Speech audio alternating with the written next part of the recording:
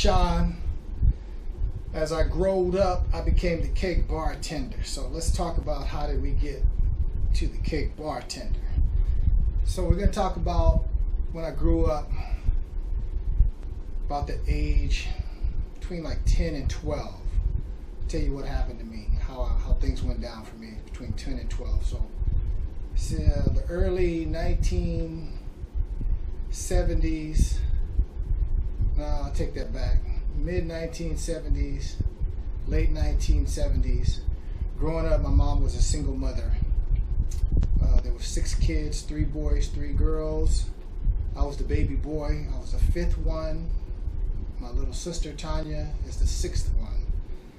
The whole time we're growing up, I'm watching my mom do what she does as a single mom. She's working, she's hustling, she's collecting food stamps, she's working double jobs.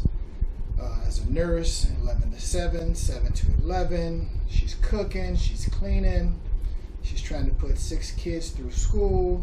The other kids are babysitting us when she's at work. So I had like 2 moms, 3 moms. My older sister, my second to the oldest sister, and my mother. When my mom came home, you know, as you start to grow up, of course you eat. But as you're eating, sometimes you're just eating to be eating and you're not really enjoying the food, or you're not knowing what you're eating. I started to pay attention to the cooking that my mom was cooking. So 4th grade, everything was good. Dinners, breakfasts, lunch.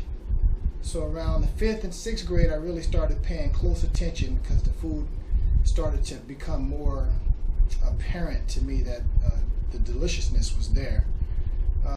My mom started taking me to the store with her. I was the only one interested in learning how to cook. She taught me how to pick the foods, pick the vegetables, pick bread, look at the bread, check the bread, inspect the bread, feel the bread, look for expiration date, look for expiration dates and things like that on all the stuff that she was buying. It took my mom a long time in the supermarket. I used to get irritated because I was like, Mom, can we just grab everything and go? But she was inspecting everything that she bought. The fruits and vegetables, she was inspecting them, feeling them, smelling them. And I kept trying to figure out why. So going to the supermarket was always like an hour and a half, 2-hour long project before we even got home. Once we got home, she thoroughly unpacked everything. I'm watching what she's doing. Everything was neat and orderly. And then she started cooking. I started paying attention to this 4th, 5th, 6th grade, 8, 9, 10, 11, 12. I'm starting to pay real close attention to this. And in the meantime, I'm growing up as a little boy. We grew up in Lenox. Lenox was a predominantly white neighborhood. That was the first time that I experienced racism when I was at Jefferson Elementary. A kid, he had to been maybe 2 or 3 grades higher than me. He was taller than me. He was a white kid. He came up to me and he looked down upon me and he said, hey nigga, do you want to make it to your next birthday? And I just looked at him and like, I just looked at him like, what are you talking about? What do you mean? And he walked away. And then as we grew up in this neighborhood, it was apparent that there weren't that many blacks in the neighborhood. On the street that I lived on, it was just 2 black families, my family and another family, the Price family, and we hung out together and we ran track together, we went to the park together, we went to school together, some of the kids in my age bracket. And then there was 2 Mexican families on this block. All the rest of the families were white families. So it was very difficult seeing these types of things happen. I got exposed to drugs around 4th, 5th, 6th grade while my mom was away at work. My brothers and them were smoking weed, and they used to come to me and blow the weed in my face and tell me to hit it.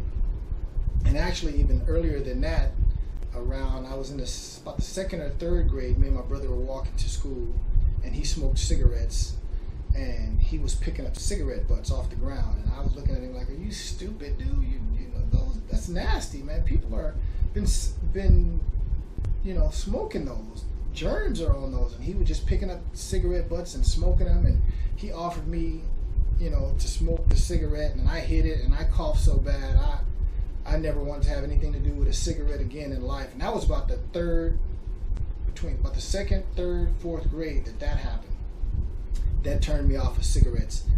But the weed was a little different story. It smelled good. It smelled different. Although I coughed, I kind of liked the little high that came behind it. So off and on, when my brothers and them were smoking weed, they would see my reaction, because I was always the clown of the family, the funny child, the child who could tell jokes and bag on you.